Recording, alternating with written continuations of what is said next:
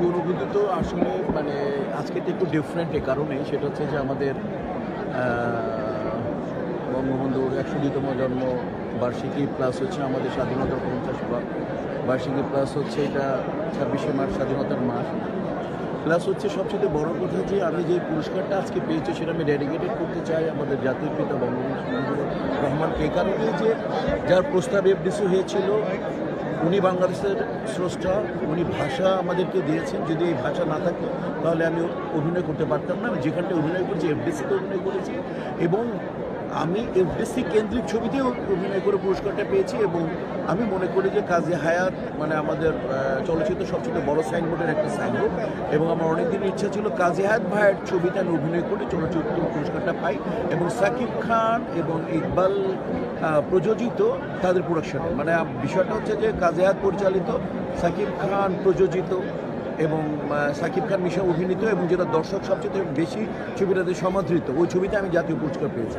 মানে মানুষ দেখেনি এমন কোনো মানে আমি ছবিতে অভিনয় করে পুরস্কার পাইনি। আমার অ্যাচিভমেন্টটা হচ্ছে এই কারণেই যে আমি সবচেয়ে একজন বড় ডিরেক্টরের ছবিতে অভিনয় করে, বড় প্রোডাকশন হাউসের ছবিতে করে, বড় আর্টিস্ট সাকিব খানের সাথে অভিনয় করে ছবিটা আমি জাতীয় পুরস্কার পেয়েছি। এটা আমার সবচেয়ে আনন্দের। মামা সেটা হচ্ছে যারা সেলুট যেটা দিলেন সেটা যে আগে থেকে কি ছিল নাকি এখানে আসার পরে মাননীয় প্রধানমন্ত্রীকে দেখার পরে সিলেটটা চলে আসে? না মানে আগে থেকে ছিল না, মন থেকে। তারপর থেকে শ্রদ্ধা সব সময়, কারণ উনি আমাদের কল্যাণ ট্রাস্ট করে গেছেন, এটা কত বড় চাহিদা। উনি আমাদের হল মালিকদের জন্য 1000 কোটি টাকা দিয়েছেন। তো কাজে হচ্ছে উনি প্রত্যেকটা শিল্পীকে, আজকে আনুদি অসুস্থ নিয়ে বললেন যা যা লাগে আমি দেবো, তাহলে ওনাকে সিলেট দেবো। সম্মান তার জন্যই, সালাম তার জন্যই আমাদের অনুষ্ঠান পরিবেশিত হবে। আপনারা সবাই আসন গ্রহণ করুন। আপনারা বসলেই আমরা আমাদের অনুষ্ঠান শুরু করব।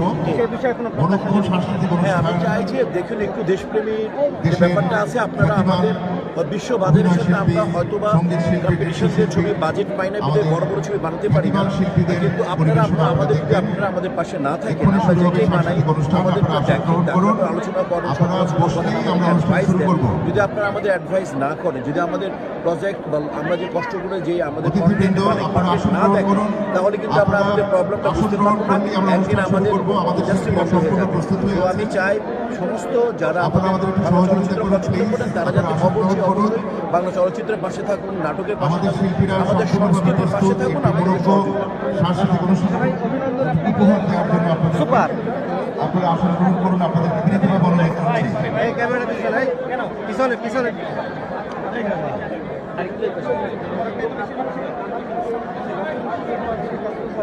এই পদকটা আপনাকে বাংলা সংস্কৃতি নির্মাণ এবং অগ্রযাত্রাকে অব্যাহত রাখার জন্য সম্মানিত সুধী, সবাইকে আসন গ্রহণ করার জন্য কিছুক্ষণের মধ্যে শুরু হতে যাচ্ছে মনোজ্ঞ সাংস্কৃতিক অনুষ্ঠান। বই থেকে আমি আজকেও সবাইকে আসন গ্রহণ করার জন্য